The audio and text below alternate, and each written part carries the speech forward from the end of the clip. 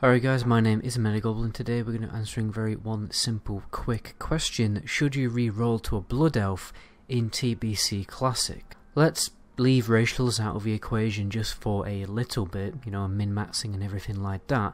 If you re-roll to a Blood Elf as a class other than a Paladin, you are definitely going to stand out on your server, even in the entire world, to be honest.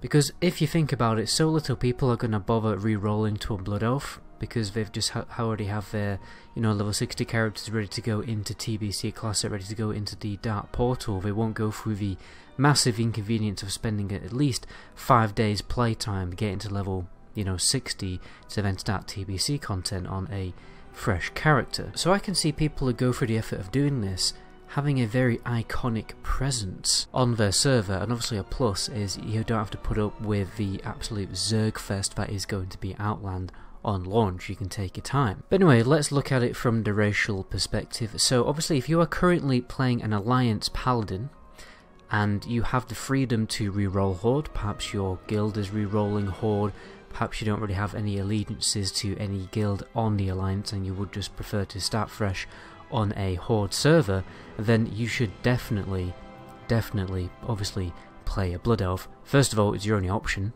right? And if you're looking to become the highest passing, most skilled, top dog Ret Paladin in the world, or on your server, or in your region, whatever, then you probably would want to consider playing a Blood Elf, because Blood Elf will do at least 20% more DPS than a Alliance Paladin when you're playing Retribution spec. This is obviously because of the Seal of Blood ability, which scales off weapon damage when you judge it and on every single melee swing, which does much more damage than the Alliance's only option, which is obviously Seal of Command. Plus, because it drains your health, you actually get tickled with some off healing, which can be gained back as mana with Spiritual Attunement, which is a passive talent that basically whenever you get healed, you gain mana.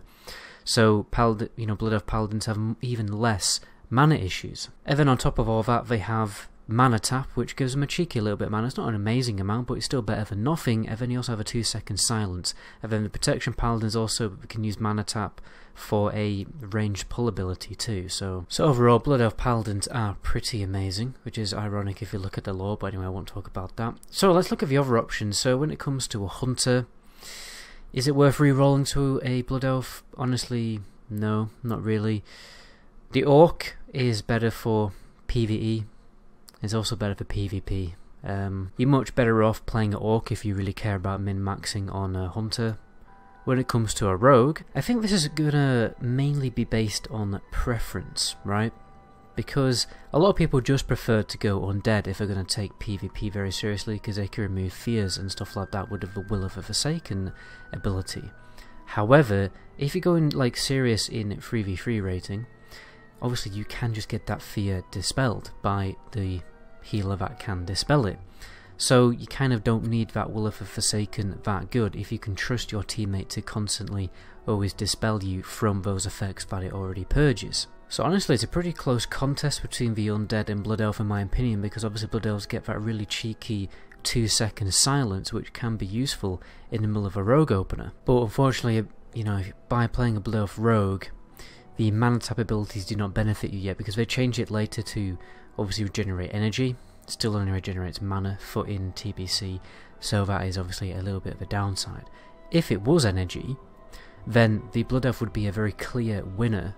And I think pretty sure on retail that the Blood Elf is actually a really good PvP race, because the mana drain thing does actually provide you with energy, and then you also have that really cheeky 2-second silence. But yeah, it's obviously based on your preference, and depends on how serious you really are in PvP, and whether you want to fall behind a little bit in Season 1, you know, getting your gear and stuff like that, and whether, you know, there's loads of things to bear in mind. I'll leave it to you to bear in mind. Moving on to the Priest, I don't think Blood Elf have the best Priest racials. So they have Consume Magic, which gives them a little bit of mana back, and then they have another ability, can't precisely remember the name of it, but it's basically like similar to a Druid's Fawns. It's not particularly game breaking. Undead is definitely the best option if you want to play a Priest, you know, particularly if you want to play Shadow because of Devouring Plague and everything like that. So yeah, Priest, definitely nothing game breaking. When it comes to a Mage, I mean, here it's a very similar situation to the Rogue. You got to decide how serious you are about PvP, because obviously that 2 second silence is still very, very useful in PvP, and can you trust your arena team partner to be constantly dispelling you? I mean, you can weigh it up, like it's a 2 second silence versus a crowd control break. And obviously as a mage you can use Blink to get into melee range pretty quickly to take advantage of that 2 second silence for extremely aggressive playstyles, which I know for a fact that a lot of people who, you know, roll on TBC private servers who are very serious about playing a mage in TBC, a lot of them do actually play the mage and apply those extremely aggressive playstyles rather than going for an orc, or sorry, not an orc, obviously an undead or a troll. Next we have the warlock. So when it comes to a warlock, obviously it's harder for you to use this 2 second silence, because remember it's not melee range, but it's like pretty close range, and getting into close range as a warlock is obviously not the easiest task in the world. You don't have stuff like Blink, and you don't really have much maneuverability abilities, if actually any. I don't think you have any movement speeding increasing effects or anything like that as a warlock, so you're not really going to see that much use out of that 2 second silence.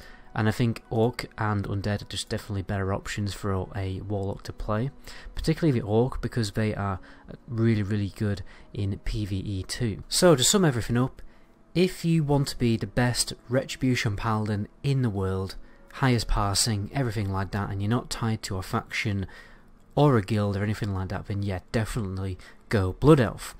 If you want to play Rogue or Mage and you're extremely serious about PvP, and you also want to avoid, you know, the absolute Zerg in Outland when TBC launches, then yeah, it's also a pretty good option for you to go for a Blood Elf. But honestly, when it comes to a Hunter, Warlock and Priest, I wouldn't say it's worth re-rolling at all to a Blood Elf. I wouldn't do it, apart from the fact if you extremely want to stand out on your server as the only Blood Elf Warlock or the only Blood Elf Priest on your server, then, you know, fair enough, get involved with that.